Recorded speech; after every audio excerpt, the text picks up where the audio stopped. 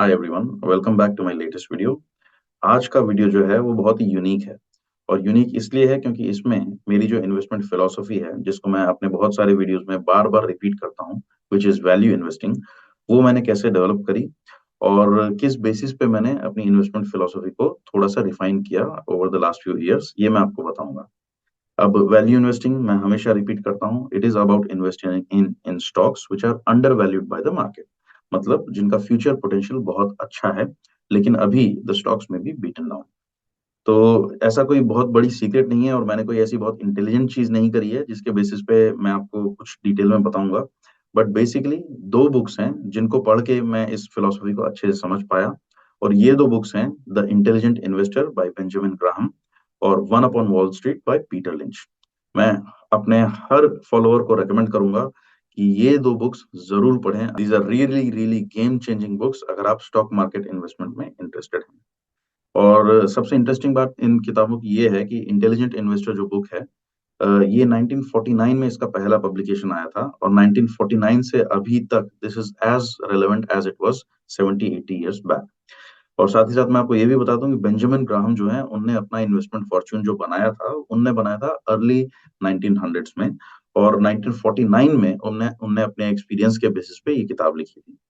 Peter lynch जो है, उनने 80s और 90s में अपना फॉर्च्यून बनाया था। He was a fund manager for many prominent funds over the career of his 30 years, और he was one of the best performing fund managers of that time।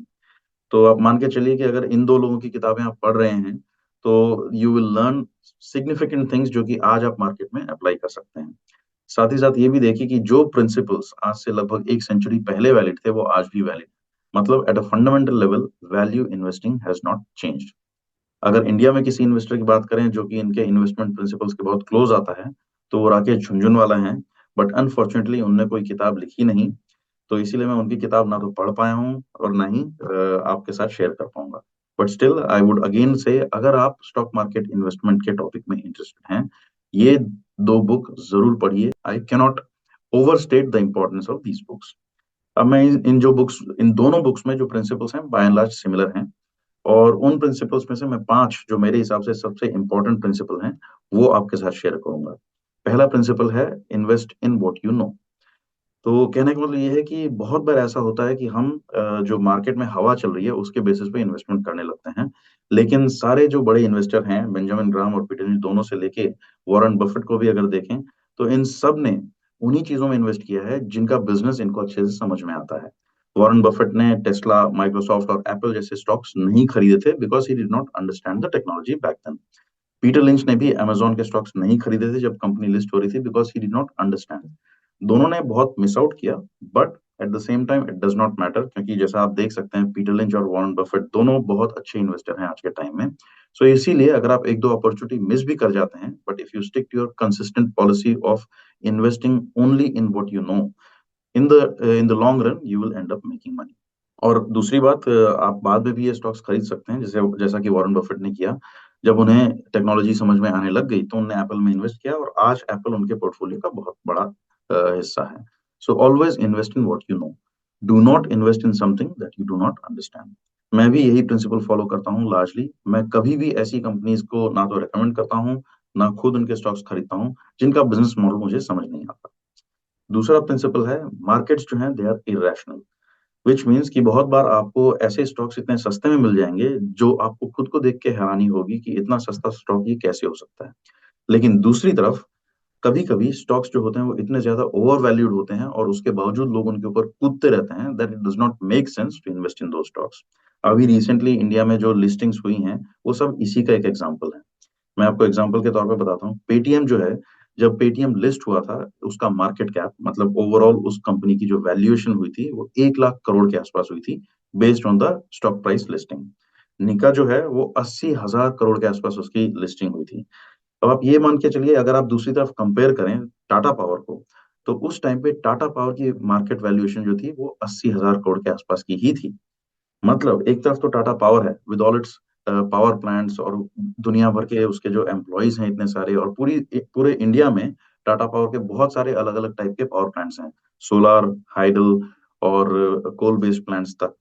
और दूसरी तरफ पेटीएम और निका, जिनमें हार्डली उसके कंपैरिजन में कोई एसेट्स हैं, कुछ भी नहीं है, लेकिन उनकी वैल्यूएशन इतनी ज्यादा है। अगर आप पेटीएम और निका के स्टॉक्स आज देखेंगे तो दोनों सिग्निफिकेंटली गिर चुके हैं और मुझे लगता है और गिरते रहेंगे। तो इसीलिए don't follow the market because markets are always irrational. हमेशा वैल्यू इन्वेस्टिंग कीजिए। जहां भी आपको ये लगता है कि ओवर वैल्यूएशन या अंडर वैल्यूएशन है, there is where where you can find opportunity. तीसरा प्रिंसिपल जो है वो ये है कि आप कंपनीज का इवैल्यूएशन हमेशा खुद कीजिए। मैं अपने सारे वीडियोस में बोलता हूँ, please do not follow any YouTube channels और एनी इन्फ्लुएंसर। हमेशा अपना एनालिसिस खुद करना सीखिए। जब तक आप खुद ये समझ नहीं पाएंगे कि which type of numbers are good, which type of numbers are bad, तब तक आप इन्वेस्टमेंट में सक्सेसफुल नहीं हो पाएंगे। प्राइस अर्निंग रेशियो कौन से रेंज में होना चाहिए, अर्निंग पर शेयर किस रेंज में होना चाहिए in terms of percentages, return on investment या रिटर्न ऑन इक्विटी कितना होना चाहिए, इन सब के थंब रूल्स जब तक आप खुद नहीं बनाएंगे तब तक आप एक सक्सेसफुल इन्वेस्टर नहीं बन पाएंगे। So always always always do your evaluation by yourselves. Do not rely on others for doing your analysis. चौथा प्रिंसिपल जो है वो ये है कि you should always stay invested. बहुत बार लोगों को ये लगता है कि वो मेरे पास बहुत सारा पैसा बन गया है, मैं अब इसका प्रॉफिट कलेक्ट करके और थोड़ी देर उस कैश पे बैठा रहता हूँ, और कैश पे बैठे रहने के बाद जब फिर से स्टॉक डिप करेगा तब खरीदूंगा। या फिर अभी मार्केट बहुत चढ़ा हुआ है और आप में से हो सकता है बहुत लोगों को लगे कि this is not the right time to enter, तो आप अपना पैसा बना के रखें, बचा के रखेंगे, और जब भी आपको मार्केट गिरेगा तो आप कोशिश करेंगे कि उसमें एंटर करें। देखिए ऐसा होता नहीं है, because it is impossible to time the market, which is the fifth principle. अगर आप मार्केट को टाइम करने की कोशिश करेंगे या प्रेडिक्ट करने की कोशिश करेंगे, then you will end up losing, because there is no way to predict the market. Market अगर प्रेडिक्ट कर सकता कोई, चाहे कितने ही बड़े बड़े इन्फ्लुएंसर हो या जितने भी न्यूज आर्टिकल पढ़ने वाले लोग हैं टीवी चैनल्स पे, अगर वो मार्केट प्रेडिक्ट कर सकते तो आज सबके सब करोड़पति होते हैं। लेकिन ऐसा होता नहीं है। सो इसीलिए do not try to predict market and always stay invested.